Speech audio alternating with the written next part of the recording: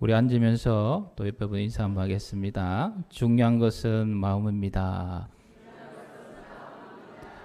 마음을 새롭게 하십시다. 마음을 새롭게 하자라는 주제를 가지고 오늘 세 번째 말씀입니다. 첫 번째는 우리의 마음이 하나님께서 우리의 모든 이야기를 잘 들어주셨으니 우리 또한 듣는 마음으로 경청하는 마음으로 그렇게 변화되자 하나님께서 말씀 주셨고요. 두 번째는 무엇입니까? 예수님께서 우리를 섬기러 오셔서 그렇게 아름답게 섬긴 것처럼 우리 또한 섬김의 마음으로 교회를 위하여 하나님의 나라를 위하여 우리의 가정을 위하여 그리고 옆에 있는 우리의 형제자매를 위하여 내가 무엇을 섬길까요? 내가 무엇을 도와드릴까요? 이런 섬김의 마음으로 날마다 변화되어야 한다 말씀을 주셨습니다. 오늘은 세 번째 시간입니다. 하나님께서는 우리의 마음이 어떤 마음으로 새롭게 변하기를 원하실까요? 우리 11장 29절 말씀 같이 읽겠습니다. 나는 마음이 온유하고 겸손하니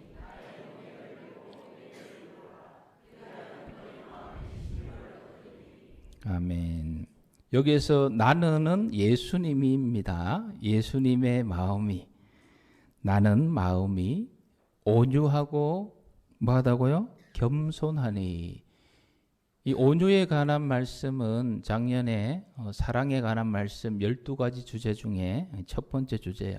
그 유튜브에 그대로 있으니 온유에 대해서 더 잘 알고 싶은 분은 그거 들으시면 되고 오늘은 이 겸손하니 예수님의 마음이 겸손하다는 것입니다.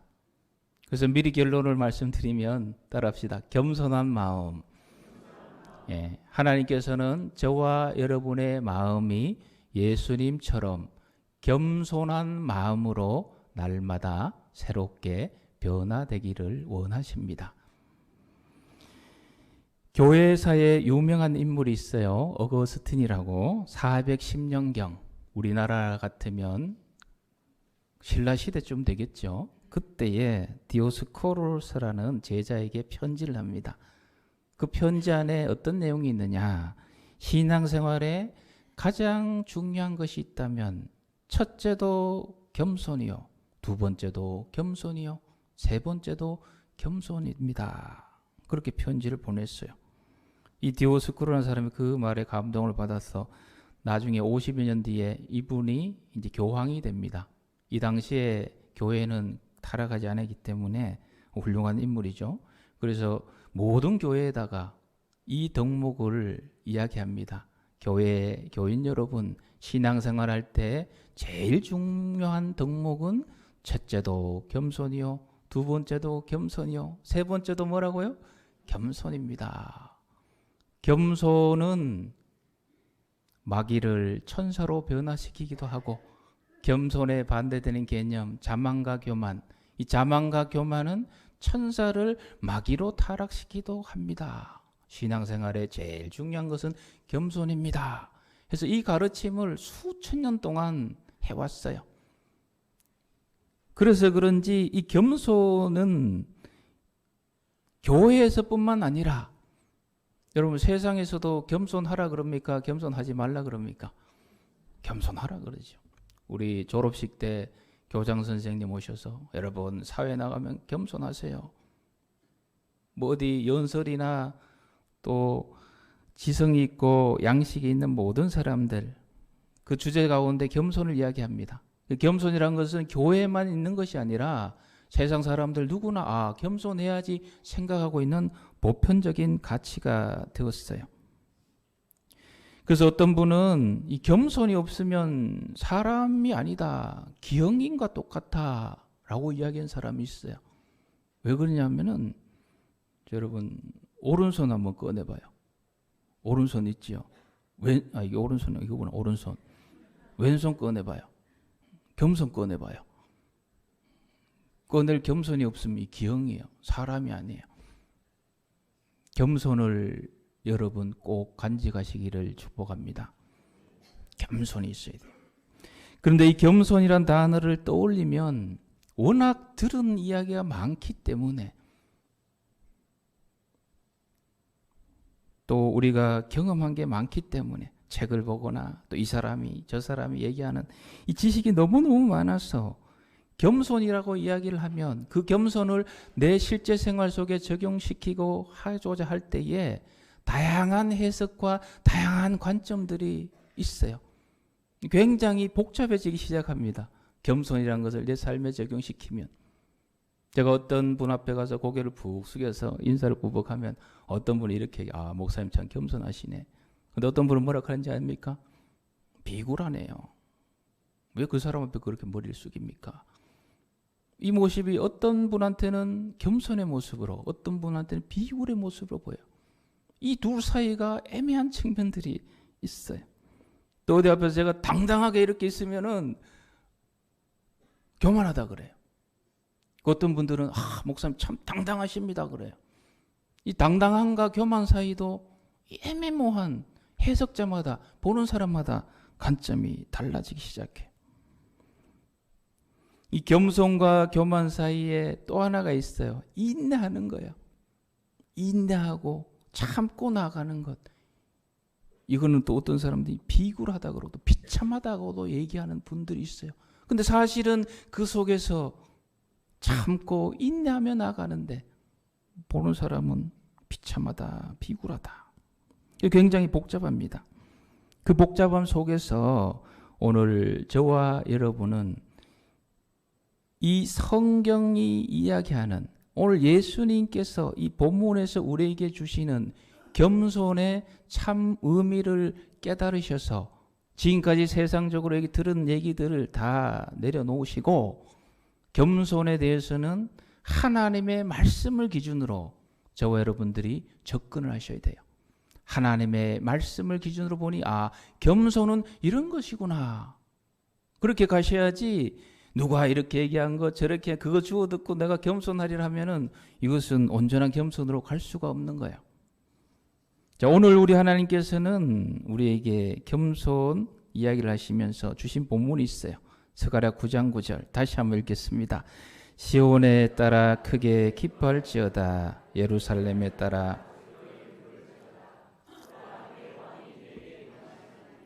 주는 공의로우시며 구원을 베푸시며 겸손하여서 나귀를 타시나니 나귀의 작은 것 곧 나귀 새끼니라. 아멘.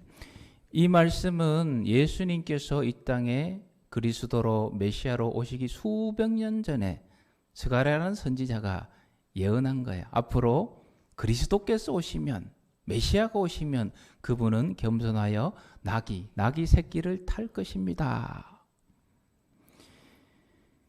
여기서 나귀를 타신다.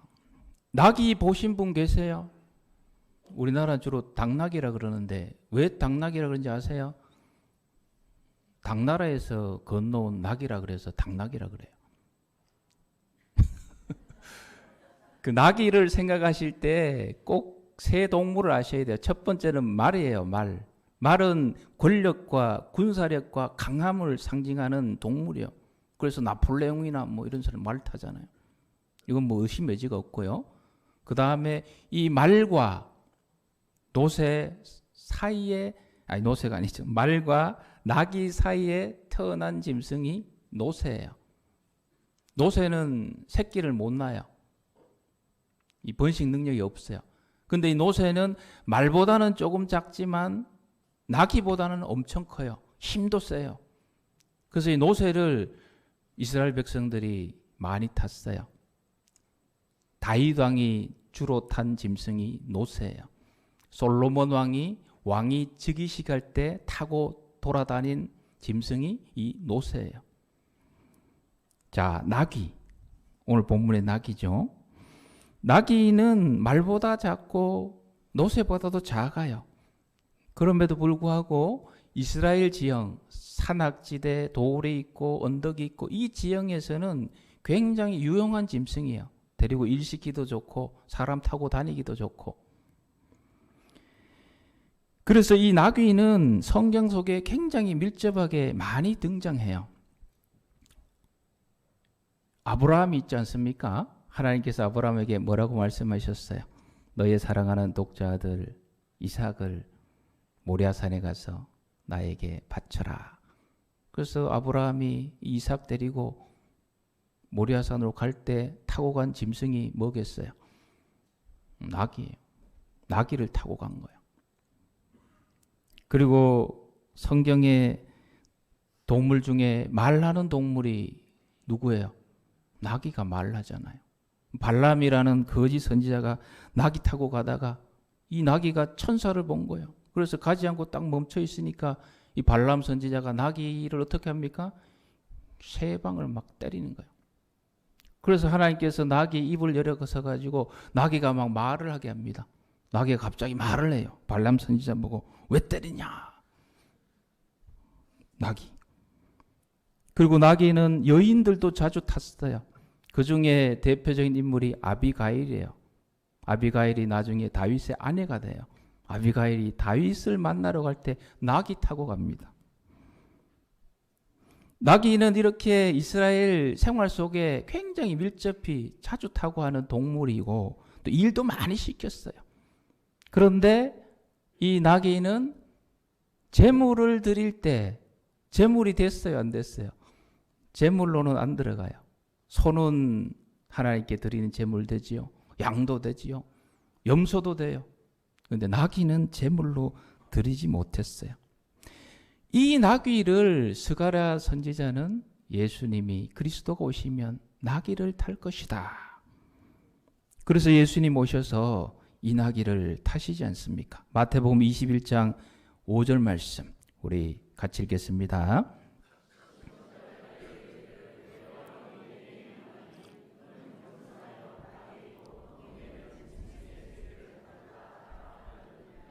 아멘. 뒤 히터 다 껐죠? 그 켜져 있으면 좀 꺼주시기 바랍니다. 그는 겸손하여 낙이 곧 멍에 매는 짐승의 새끼를 탔도다. 그래서 예수님 실제로 오셔서 이 나귀, 새끼 나귀를 타고 예루살렘으로 쫙 입성을 합니다. 그 주변에 사람들이 호산나 호산나 다윗의 왕이여.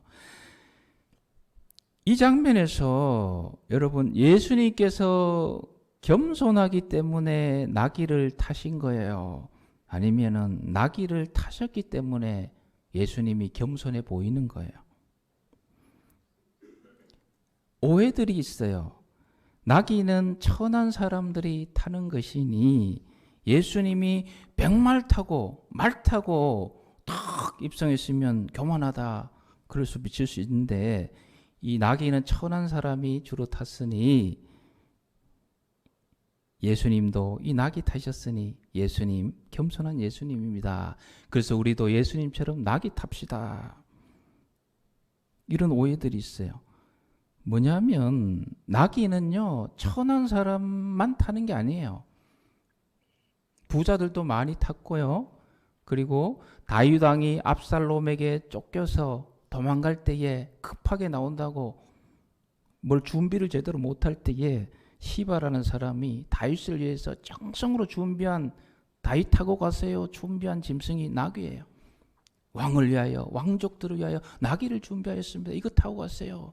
그래서 나귀 탄다는 것이 여러분 막 천하고 막 너무 이런 쪽으로 생각하시면 곤란해요. 부자들과 당시 유력자들이 나귀를 많이 탔어요.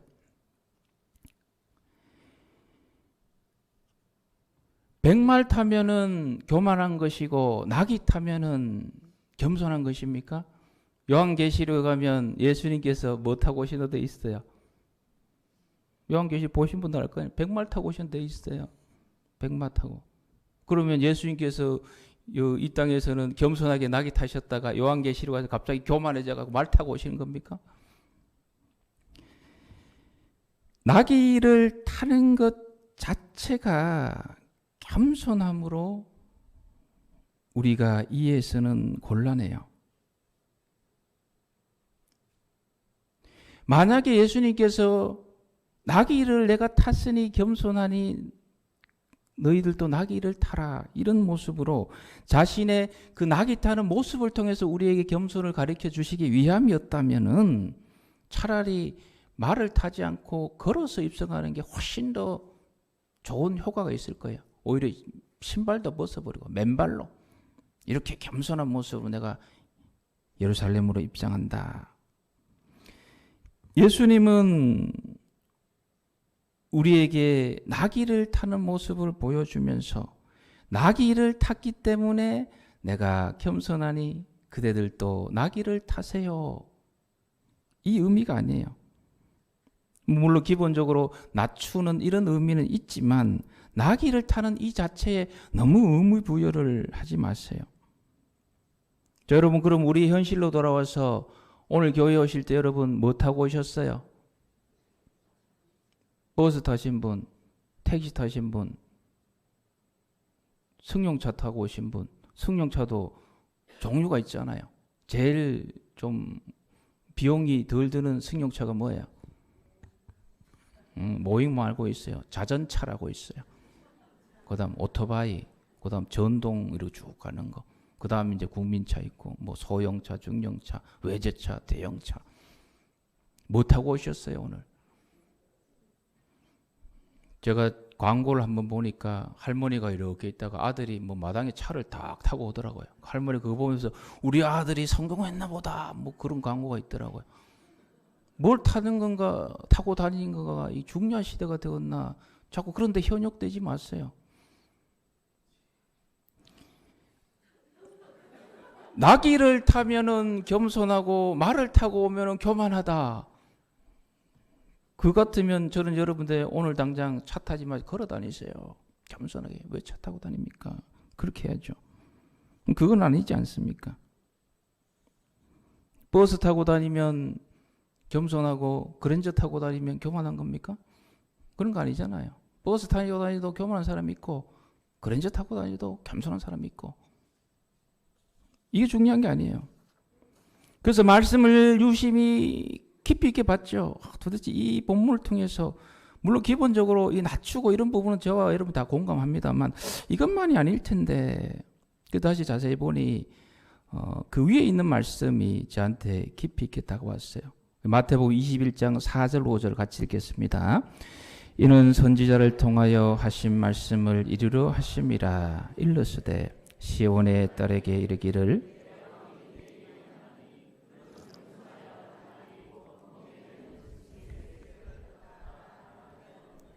아멘. 4절 말씀에 뭐가 있어요? 이는 선지자를 통하여 하신 말씀을 이루려 하심이라. 뭐를 이루려 하심이라? 말씀을 이루려 하심이라. 예수님께서 나귀를 타고 입성하신 근본 그 마음의 모습은 구약에 하나님께서 스가랴 선지자를 통하여 메시아는 오면은 나귀를 탄다. 아, 구약의 말씀이 있구나. 그 말씀대로 그대로 순종하는 이 부분이 오늘 저와 여러분에게 주시는 겸손의 중요한 의미예요. 예언된 말씀을 내가 지금 이루기 위해서 여러분 예수님도 하나님 아니십니까? 그래서 예루살렘 입성할 때 멋있게 뭐 꼭 나귀 타야 되냐? 나는 이번에 낙타 한번 타고 싶다. 낙타 가져와라. 말 타고 싶다. 말 타고 싶다. 하실 수도 있지만 구약의 예언된 말씀, 아, 메시아는 낙이 타도록 되어 있구나. 그럼 그 말씀대로 그대로 순종한 모습, 이 모습을 우리는 이 본문 속에서 발견할 수가 있어야 합니다. 하나님께서 세우신 법과 원칙, 그 말씀에 순종하는 것이 가장 중요한 겸손이라는 것을 우리에게 가르쳐주고 있는 것이에요. 어떤 분들이 저한테 그런 질문을 많이 했었어요. 요즘도 간혹 합니다. 어떤 질문이냐면은 하나님께서는 왜 그렇게 복잡하게 우리의 구원을 이루셨습니까? 하나님께서는 말씀 한마디로 천지를 창조하셨는데 우리를 구원하고 싶으시면 그럼 오늘부터 모든 백성들 내가 구원할 것이다. 이러면 끝나는데 우리를 구원하시기 위해서 어떻게 하셨어요? 성자 하나님을 이 땅에 보내셔가지고 고생 다 시키고 십자가에 못 박아가지고 피를 흘려서 죽게 하셨어요. 피 흘려 죽으신 그 예수님을 믿을 때 구원이 있다라고 왜 이렇게 복잡하게 어떻게 보면 이 성부 아버지 하나님이 성자 하나님을 그냥 이 죽음으로 내모는 잔인한 하나님으로 비춰질 수 있는 왜 그렇게 복잡하게 구원의 역사를 이루고 가십니까? 이렇게 질문한 사람들이 꽤 있었어요. 그것도 공부 좀 하는 분들 중에. 왜 그런 겁니까? 왜 그렇게 자신의 아들을 피를 흘려서 우리의 구원의 역사를 이루게 하신 거예요? 복잡하게. 레위기 17장 11절 말씀을 같이 읽겠습니다.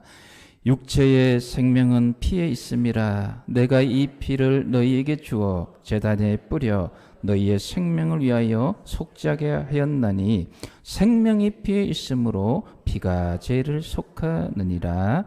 아멘. 생명이 피에 있으므로 피가 죄를 뭐 한다고요? 속하느니라.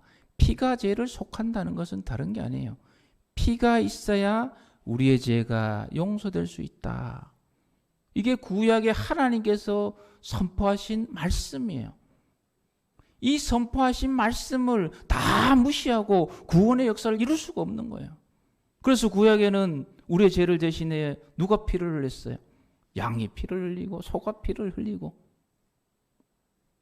그 모든 피 흘리는 것을 이제 성자 하나님 오셔서 딱 한 번으로 예수님이 우리 죄를 위해서 피 흘려 주심으로 이 말씀 그대로 피가 죄를 속하느니라. 그 구약에 선포된 말씀의 틀 안에서 구원의 역사를 이루어 가시는, 그래서 예수님께서 저와 여러분을 위하여 이 땅에 오셔서 피를 흘리신 줄 믿습니다.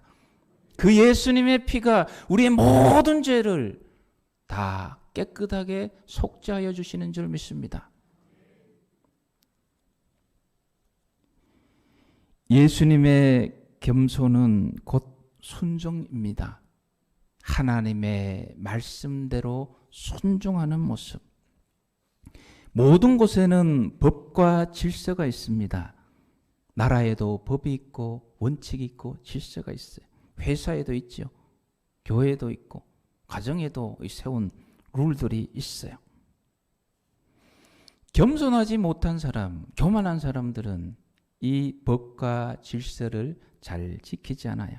나처럼 높고 위대한 사람이, 나처럼 높은 자리에 있는 사람이 꼭 그거 지켜야 되나? 교통경찰관이 딱 지키고 있다가 딱 보니까 차가 싹 오면서 신호 위반을 했어요. 그래서 불러서 세웠어요. 세워보니까 그 차 안에 누가 타고 있느냐? 국회의원이 타고 있어요. 근데 20년 전으로 생각해 보세요. 20년 전이면 어땠습니까? 국회의원이 뭐라 그래요? 나 정도면 뭐 이 정도 위반해도 되지. 그리고 교통경찰관도 대체로 어떻게 생각해요? 아이, 국회의원 정도면 뭐 이거 위반해도 되지. 대체로 통과해요. 제가 그 시절에 제 옆에 앉은 유력자분이 있었어요. 교통 위반했어요. 경찰이 딱지 걸려가 전화를 딱 하더라고. 경찰서장에게 전화 걸어가지고 내가 이래가지고 했는데 바꿔주니까 통과. 지금 어때요? 지금은 그런 시대가 아니죠. 지금 그랬다가 큰일 나죠. 지키려고 모를 때야 그냥 넘어가지만 지키려고 애를 써요. 왜 그렇습니까? 우리 사회가 성숙한 거예요. 성숙. 법과 질서가 무시되다가 이제 성숙해서 아, 이거 지켜야 되는구나. 저와 여러분의 신앙도 성숙해야 될 줄 믿습니다. 그전에는 하나님 말씀 뭐 그냥 내 마음대로 살았지만 우리 신앙이 성숙하면 성숙할수록 아, 하나님의 말씀을 내가 순종해야 되겠구나, 따라야 되겠구나.